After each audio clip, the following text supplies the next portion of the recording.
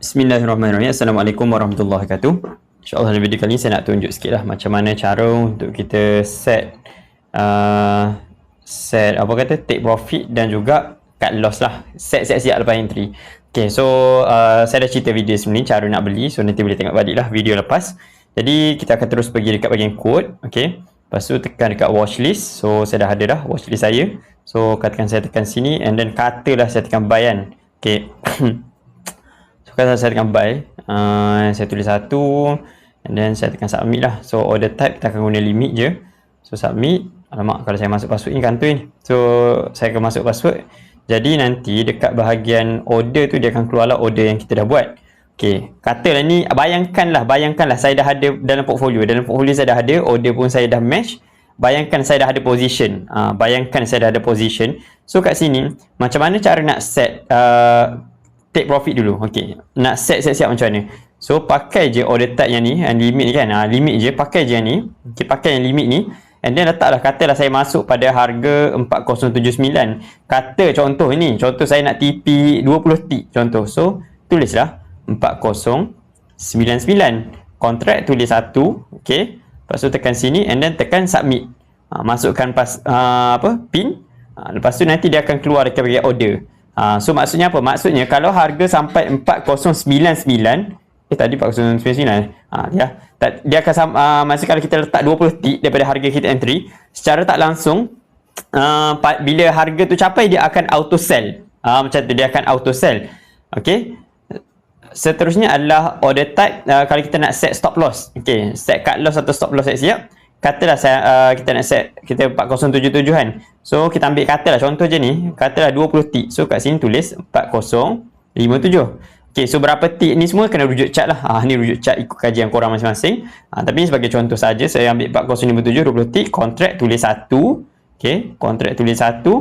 Order type ni ambil stop limit. Ambil stop limit. Apa beza market top limit, stop limit, stop benda semua ni? Jujur saya katalah, saya hanya pakai stop limit. Jadi kalau detail tu, kalau saya nak explain panjang, just ambil je yang saya tulis ni. Ambil stop limit, okey. Lepas tu dekat bahagian trigger price, tulis harga sama yang kita nak start cut loss. So kalau kita kata cut loss kita 4057, tulis trigger price pun 4057. Senang macam tu je, okey. So tekan sini, lepas tu tekan submit. And then masukkan kita punya pin. So nanti dekat bahagian order ni dia akan keluar dua. Satu take profit, satu cut loss. Dia akan keluar dua. Sorry sebab saya tak top up modal ni, saya tak boleh tunjuk live. Cuba saya tak nak loss juga cerita dia. Saya tak nak loss. Saya tak nak loss sebab saya tak tengok chat sekarang ni. Tapi point dia adalah kita boleh queue stop. Kalau untuk queue sell, take profit letak limit sell. Okay, kalau kita nak set cut loss, set stop limit. Okay, itu kalau kita dalam position buy. Kalau kita dalam keadaan sell macam mana?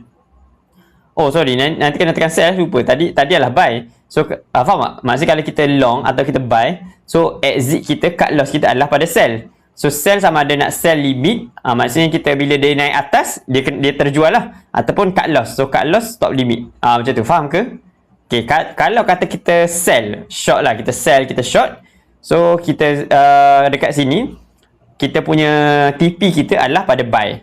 So sama ada TP kita, TP kita queue bawah lah, queue bawah. So katalah bawah, maksudnya dalam chat tu ke bawah lah. Harapnya faham kat sini, mungkin complicated sikit yang ni.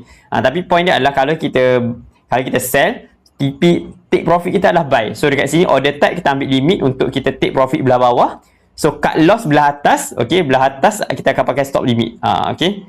Macam tu. So bila kita dah set, mana nak keluar pula.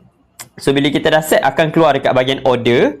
And then Allahumma salli ala, apa nak cakap tadi? Okay, lepas tu pastikan kalau kita tengok chart order kita dah match, ataupun kalau kita buka dekat CGS order kita dah match, apa yang kita nak buat next adalah kita kena cancel salah satu order kita. Faham tak? Sebab takut nanti kalau contoh katalah dah kena cut loss, tapi kita lupa nak set nak cancel order buy. Yang ni cut loss buy kan. Kalau kita lupa nak cancel salah satu order, nanti dia akan auto terbeli, auto terdapat kita punya position baru. So pastikan korang kena, kalau dia dah match, sama ada korang sell atas atau sell bawah, korang kena cancel salah satu. Macam tu, kena cancel manual lah. Okay, alright. So far clear tak macam tu untuk cara nak jual dan cara nak beli. So yang sekali lagi, yang ni adalah untuk set berapa kita nak jual, order type limit.